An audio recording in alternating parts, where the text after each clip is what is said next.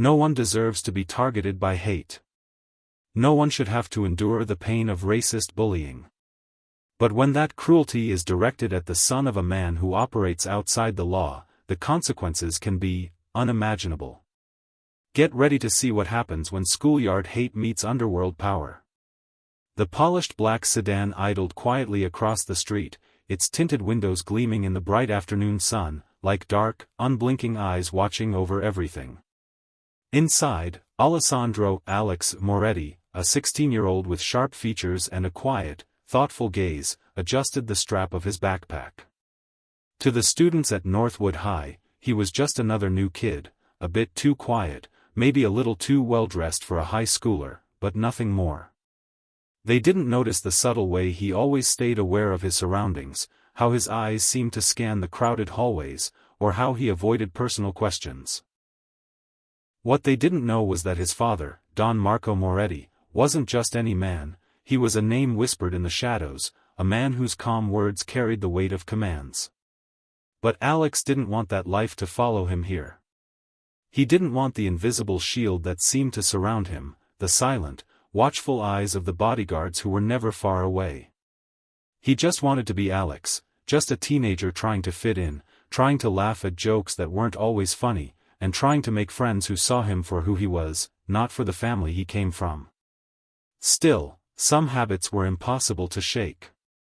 Every morning, the sleek, black sedan would appear like clockwork to drop him off. It never parked too close to the school, never lingered. But Alex knew, those tinted windows hid more than just shadows. They hid the watchful eyes of his father's men who reported back to Don Marco about his safety. Alex kept his head down, kept his words few. He tried to blend in, but there was something about him, something sharp, like the edge of a hidden blade. Some kids thought he was just shy, others thought he was arrogant. A few tried to befriend him, but he kept them at a distance, not because he didn't want friends, but because he feared what being close to him might bring.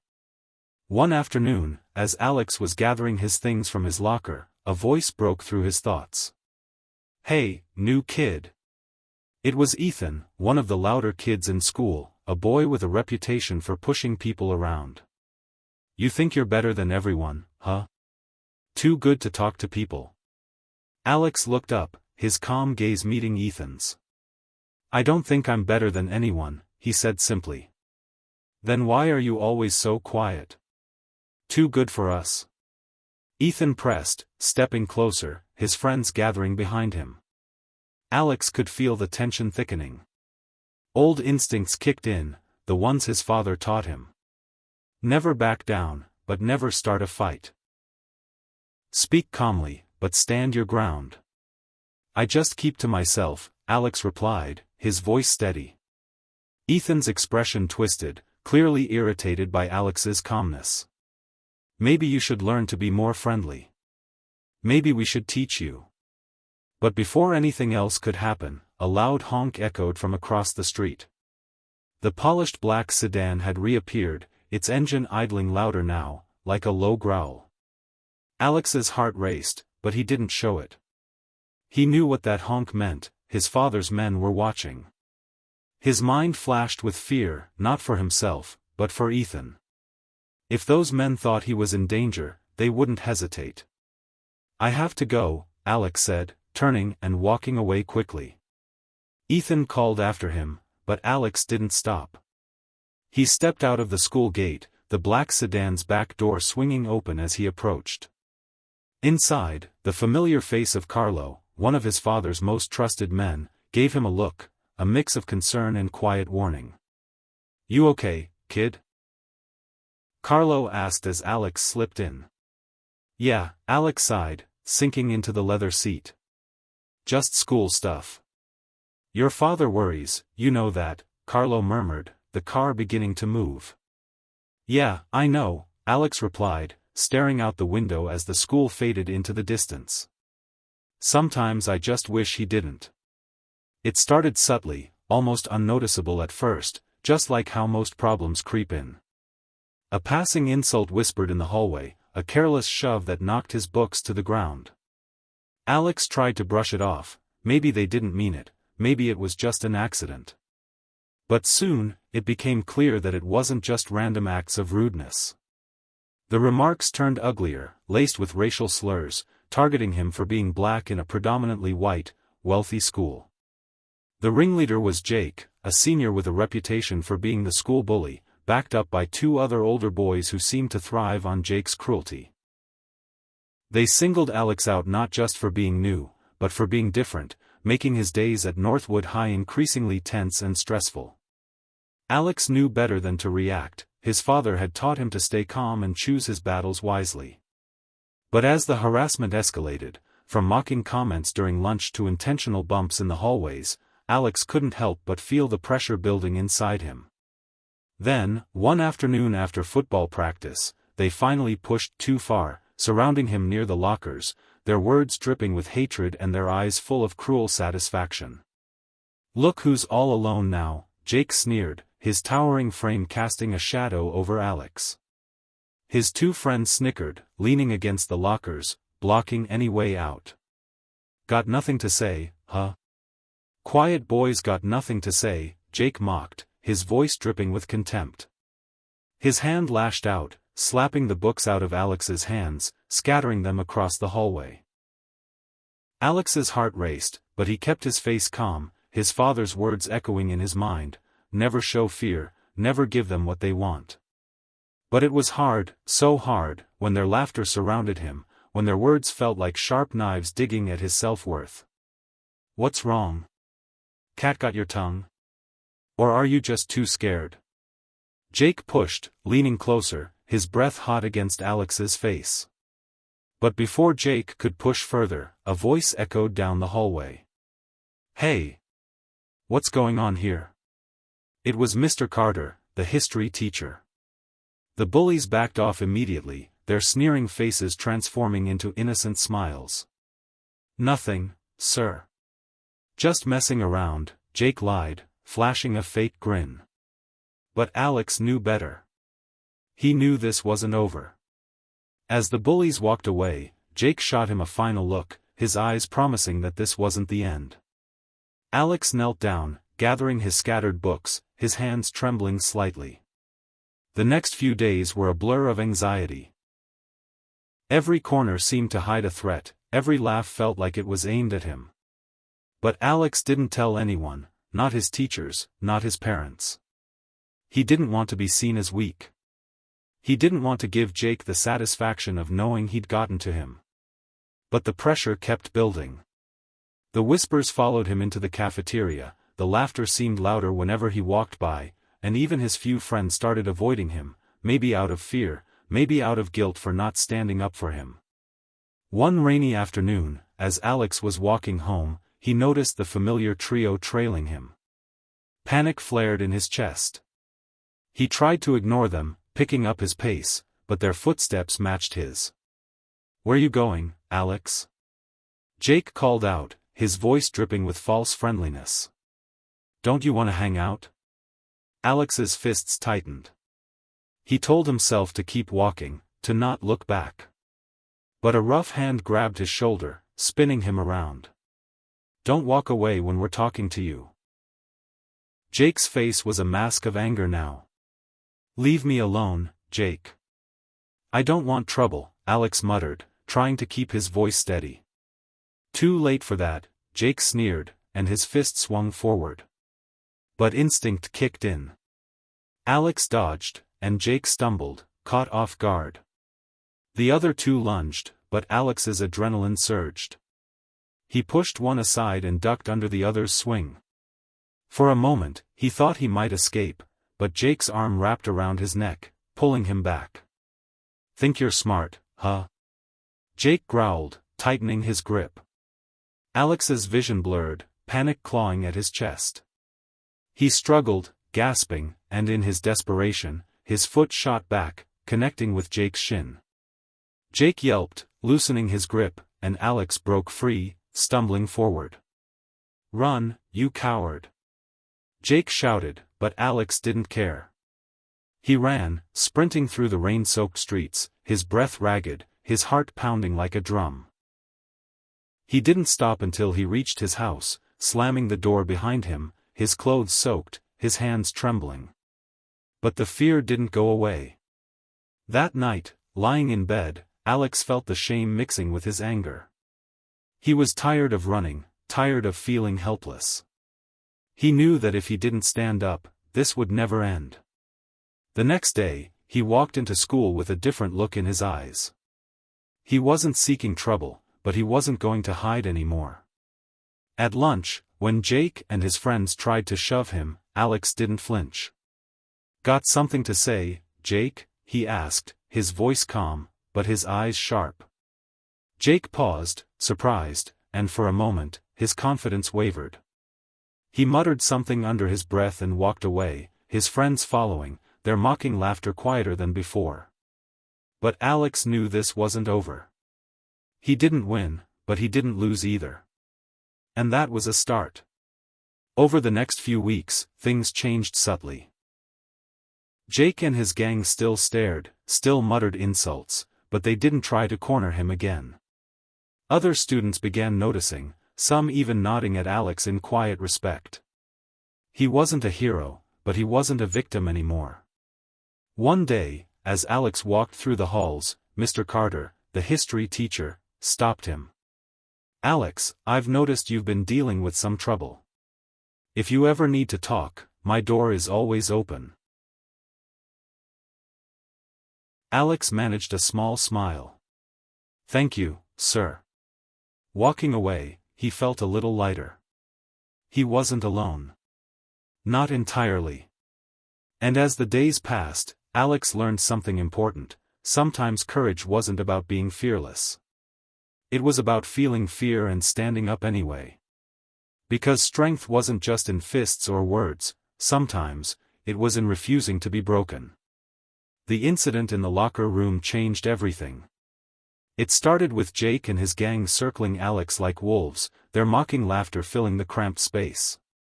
They shoved him, their insults turning crueler, targeting his heritage, their words dripping with hatred. "Go back where you came from," one of them spat, while another slammed him against the cold metal lockers. Alex's chest tightened, anger mixing with shame as his books scattered across the floor. He tried to keep calm, tried to ignore them like before, but this time was different. They didn't stop, their taunts became more vicious, their laughter louder. The sting wasn't just in the bruises they left, but in the way they looked at him, like he didn't belong. Jake leaned in close, his breath hot against Alex's ear. "You don't fit here, loser. No one wants you here." His friends chuckled, their voices echoing off the metal lockers, a chorus of cruelty. Alex's vision blurred, his fists clenched at his sides, but he didn't fight back. Not because he couldn't, but because he was taught better.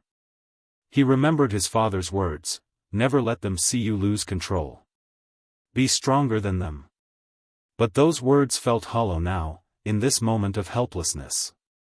When they finally grew bored and walked away, Alex was left alone, his knees weak, his chest aching. Slowly, he slid down to the cold tile floor, his hands trembling as he picked up his scattered books. But as he did, a tear slipped down his cheek, quickly wiped away with the back of his hand. He wouldn't let them see him cry. Not them. But this wasn't just about hurt feelings. It was about being made to feel small, unwanted, less than human. And as Alex stared at his own reflection in the dull metal of the lockers, something changed. A cold, burning resolve settled in his chest. He knew he couldn't handle this alone anymore. That evening, Alex sat silently at the dinner table. His mother chatted about her day, his father asked the usual questions, how was school? But Alex just nodded, forcing a weak smile. How could he tell them? They wouldn't understand. His father would just tell him to stay strong, while his mother would worry, maybe even go to the school, which would only make things worse. But that night, lying in bed, staring at the ceiling, Alex realized he couldn't stay silent.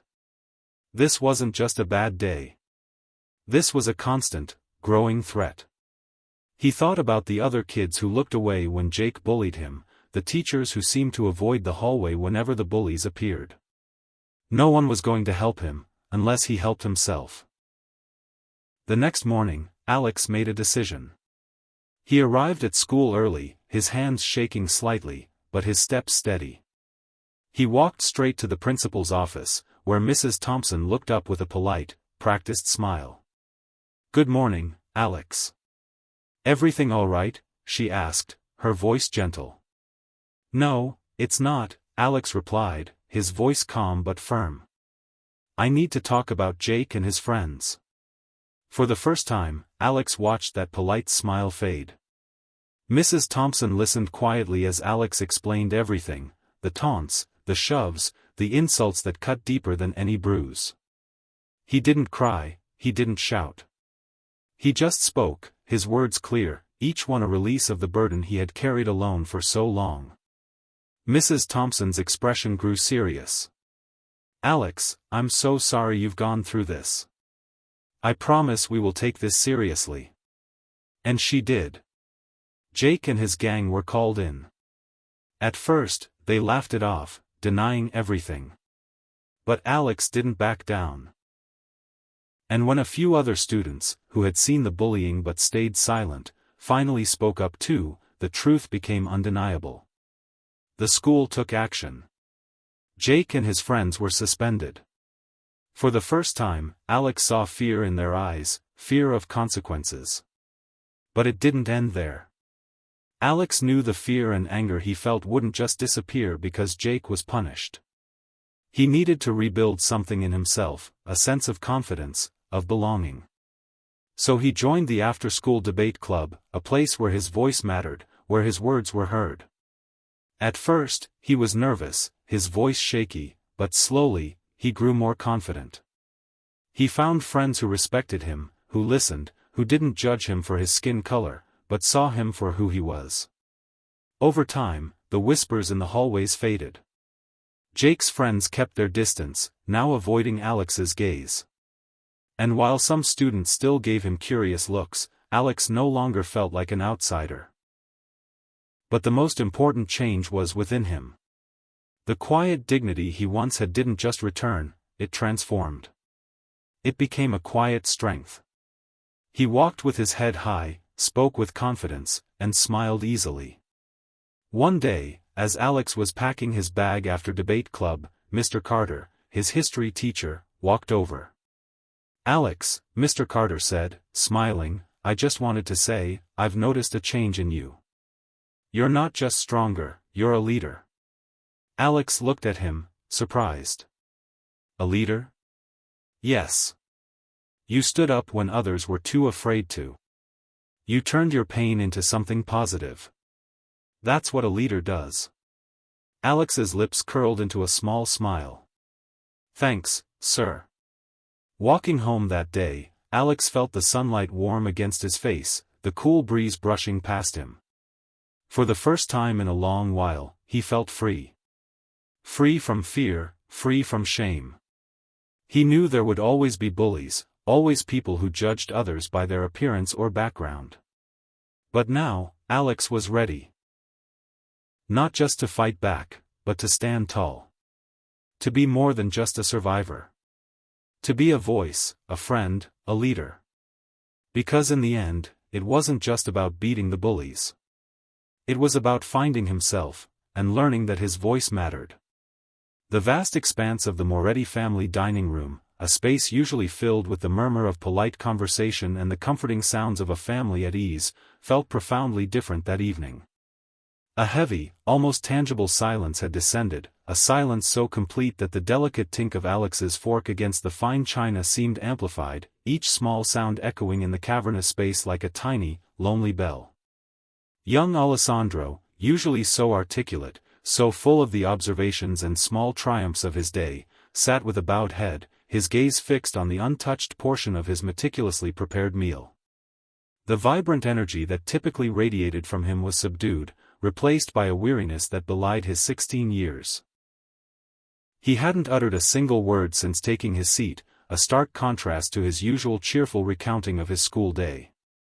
Across the formidable expanse of the polished mahogany table, a surface so reflective it seemed to hold the weight of generations, sat Don Marco Moretti. A man whose very presence commanded attention, a figure sculpted by years of navigating the intricate and often treacherous currents of his world. Don Marco, a man who had built an empire not solely on force but on an almost preternatural ability to perceive the unspoken, to read the subtle shifts in demeanor and the hidden currents of emotion, observed his son with an unwavering intensity. He saw the faint shadows that clung to the corners of Alex's eyes, the almost imperceptible tension in his young shoulders, the barely concealed flicker of anger that occasionally tightened his jawline. He recognized the signs of a burden carried in silence, a weight that was clearly too heavy for his son to bear alone. Yet, with the patience that came from years of strategic maneuvering, of waiting for the opportune moment, Don Marco did not press. He understood the delicate nature of his son's trust, knew that forcing the issue would only cause Alex to retreat further into himself. He simply waited, a silent sentinel, offering his presence as a quiet reassurance, a promise of unwavering support when Alex was ready to speak. The meal continued in this hushed atmosphere, the clinking of silverware the only intermittent break in the profound stillness. Finally, the last courses were cleared, the servants moving with a quiet efficiency born of long practice. Alex, his silence unbroken, rose from his chair, a clear indication that he intended to seek the solitude of his room, a sanctuary where he could perhaps process the day's events without the weight of his father's perceptive gaze. But as he turned, his father's voice, a low, steady timbre that nonetheless carried an undeniable authority, stopped him in his tracks. "Alessandro," Don Marco said, the single word resonating in the quiet room, his gaze, direct and unwavering, holding his son's. Alex paused, turning fully to face his father, the unspoken finally about to be voiced. The carefully constructed dam of his composure began to crack, and the torrent of his pent-up emotion started to flow. Hesitantly at first, then with a growing urgency, Alex finally told him everything.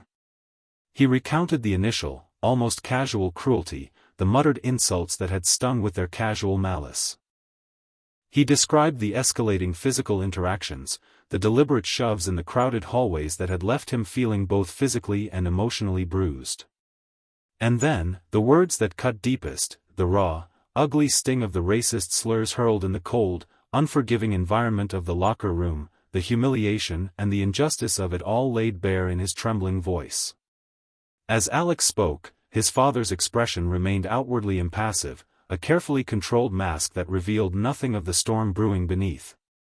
Yet, despite the lack of overt reaction, a palpable shift occurred in the very air of the room. An almost imperceptible hardening of Don Marco's features, a dangerous stillness that spoke volumes to anyone who knew him well. The air seemed to thicken, charged with an unspoken resolve. When Alex finally finished his recounting, the last words hanging heavy in the silence, his father simply nodded, a slow, deliberate movement. "They have made a mistake," Don Marco said, his voice dangerously soft, each word carrying a weight far beyond its literal meaning. "They have disrespected my son.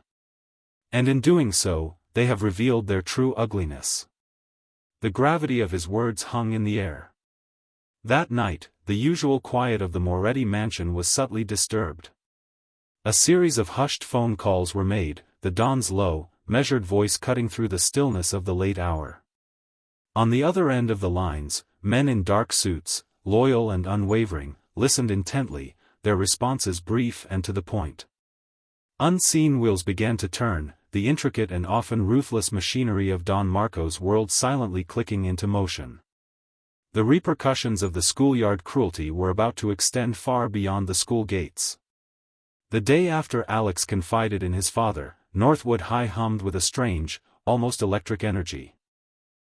Jake and his two sidekicks strutted through the familiar hallways, probably thinking they could just pick up where they left off, ready to make Alex's life miserable again. But something had shifted in the atmosphere, a subtle but definite change that even they couldn't entirely ignore. The air felt thick with unspoken words, a kind of quiet tension that hung over everything. As they swaggered past groups of students, they noticed nervous glances darting their way, quick, sidelong looks that were a far cry from the usual indifference. Whispers followed them like shadows, hushed conversations that seemed to abruptly cease as they drew near.